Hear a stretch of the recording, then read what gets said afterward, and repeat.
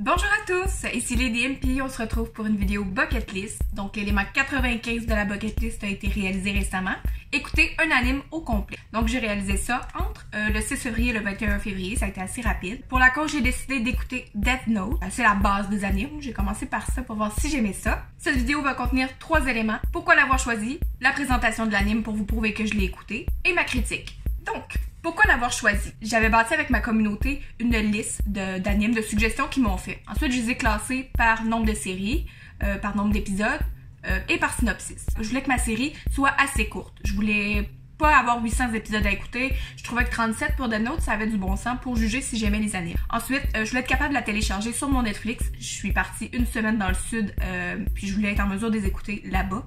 Je voulais un anime qui était terminé. Je voulais un anime qui avait un début et une fin pour pouvoir faire une critique dessus. Et finalement, je voulais avoir de l'intérêt pour la série. Si l'histoire m'aurait pas tenté, je l'aurais pas choisi. Résumé de l'anime, attention, spoiler alerte, je vais raconter à peu près tout ce qui se passe parce que je veux vraiment vous prouver que je l'ai écouté du début à la fin.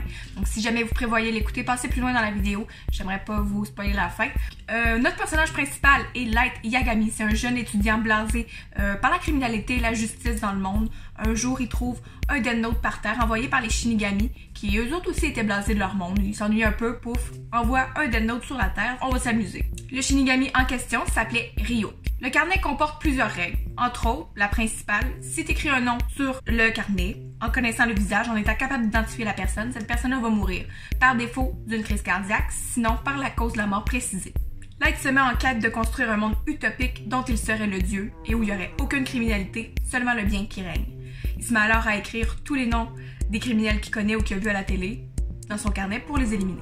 Ça a pour conséquence évidemment d'alerter la police parce que ce sont considérés comme des meurtres. Donc aux yeux de la police, c'est un criminel, il doit être arrêté. Cependant, la population, c'est un peu plus ambigu. Ils l'idolâtrent, mais en même temps, non. Ils lui ont donné un nom. Ils l'appellent Kira.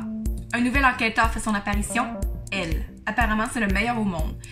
C'est sûr qu'il se met un peu dans les pattes de Light, donc Light se met en tête, on va l'éliminer. Apparaît ensuite un deuxième Kira.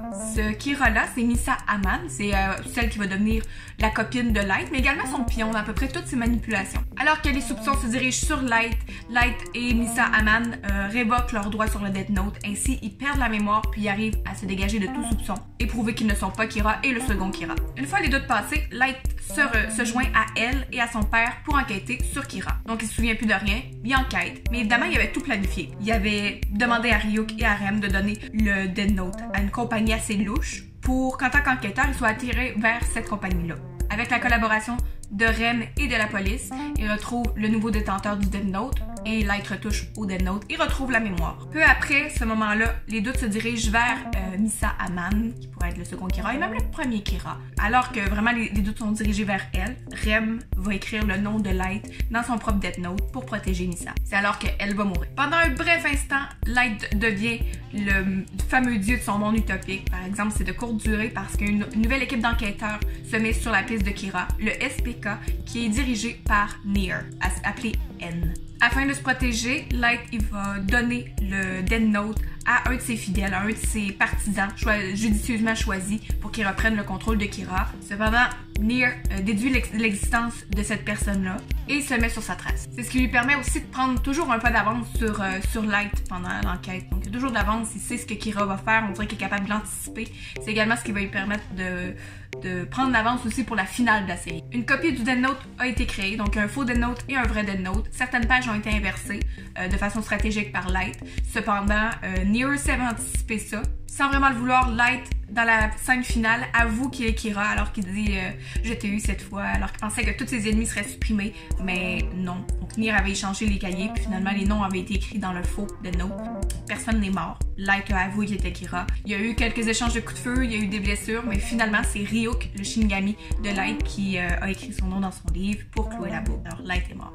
Qu'est-ce que j'en ai pensé? J'ai adoré. Sans farce, est-ce que je vais réécouter des animes? Oui. J'aimais ça que ce soit court. C'est juste des épisodes de 20 minutes. C'est pas une heure. Donc, il y a beaucoup d'action dans 20 minutes. La seule chose que j'ai pas tant aimé, c'est l'apparition de Nier. Les personnes du SPK, je trouvais que c'était un peu sorti de nulle part. J'ai un peu décroché à ce moment-là. Je trouvais que ça s'étirait. Ça aurait pu arrêter au fait que Light devenait le fameux dieu de son monde puis qu'il n'y avait plus de criminalité. En même temps, je comprends que le mal gagne, c'était peut-être pas la bonne chose. J'ai aimé l'intrigue aussi, puis les personnages. Moi, Miss Amissa, là, je l'ai adorée. Là. Elle était pas gossante. Elle était drôle. Moi, je l'aimais. Puis j'ai aimé aussi l'apparition de petits débats sociaux qui fait qu'on s'est interpellé en tant qu'être humain. Le bien, le mal, la condamnation à mort, la justice. Moi, j'ai aimé ça. C'est ce qui termine la vidéo aujourd'hui. Merci d'avoir regardé au complet. La bucket list, c'est juste un début. Fait que je vous invite à vous abonner à la chaîne si ce n'est pas déjà fait. On a encore plusieurs choses en progression présentement. J'ai hâte de vous présenter tout ça.